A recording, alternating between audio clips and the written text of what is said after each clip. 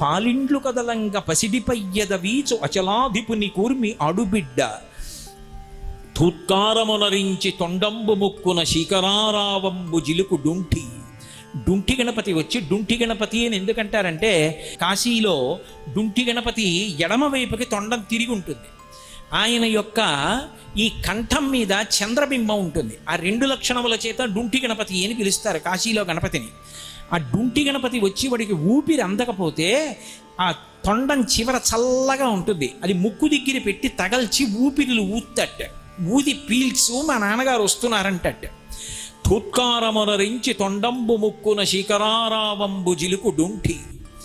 అలాగే మహానుభావుడైనటువంటి భృంగి అప్పుడు వస్తాట, వచ్చి నీకేమి భయం లేదురా అని చెప్పి భృంగి కాలాగ్రమున తీర్చు భసితరేఖ ఆ విభూతి పట్టుకొచ్చి ఆ ప్రాణం పోయేటటువంటి భక్తుడికి లలాటం మీద నుదిటి మీద 3 రేఖలు విభూతి రేఖలు పెడతాట భృంగి. అప్పుడు ప్రత్యక్షమై వచ్చి భాగీరథి గంగ మృదుల హస్తము సాచి మేను నివురు.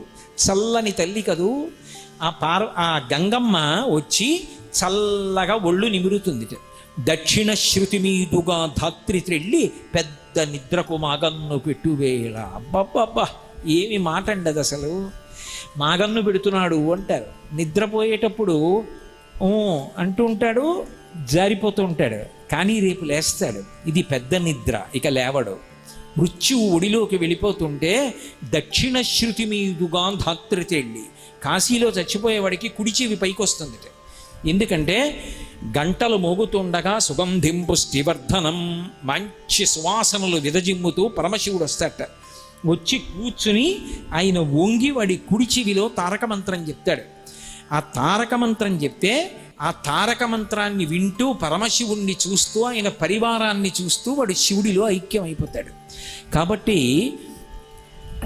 అటువంటి స్థితిలో మహానుభావుడు దక్షిణ శృతి మీదుగా ధాత్రి తెళ్ళి పెద్ద నిద్రకు మాగన్ను పట్టువేళ పంచజనులకు తారక బ్రహ్మ విద్య అభవుడుపదేశమునరించునప్పుడు కాశీ పట్టణంలో పరమశివుడు ఆ తారక మంత్రాన్ని సమస్త ప్రాణులకు ప్రాణోత్క్రమణ వేళలో ఉపదేశం చేస్తూ ఉంటాడు. అప్పుడు వస్తాడు శివపరివారంలో భృంగి.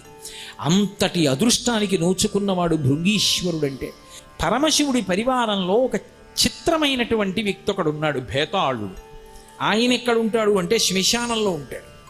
శ్మశానంలో ఉండి పరమశివుడికి పరివారంలో ఉంటాడు. ఆయన శ్మశానంలో ఉండడం ఎందుకు అంటే పరమశివుడు కూడా శ్మశానంలో ఉంటుంటాడు. పరమశివుడు శ్మశానంలో ఉండడం ఎందుకు? కైలాసం లేదా ఏమి ఐశ్వర్యం తక్కువ? అనుశాసనిక పర్వంలో మహాభారతంలో పార్వతీదేవి ఇదే ప్రశ్న అడిగింది. శంకర, కైలాసం ఉంది, ఇంత గొప్ప గొప్ప చింతామణి గృహాలు ఉన్నాయి, మీరు ఎందుకు అక్కడ ఉంటారని అడిగింది.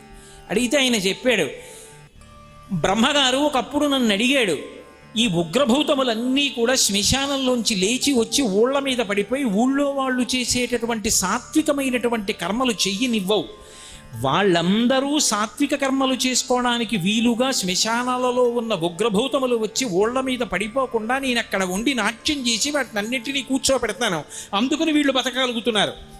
నేను కానీ ఒక్కరోజు అక్కడికి వెళ్ళకపోతే అవన్నీ వచ్చి ఊళ్ళ మీద పడిపోతాయి, వీళ్ళందరూ అక్కడికి వెళ్ళిపోతారు. నేను ఇది లోకానికి చేస్తున్న ఉపకారం, బ్రహ్మగారు అడిగాడని లోకుల కోసం అక్కడ ఉన్నాను.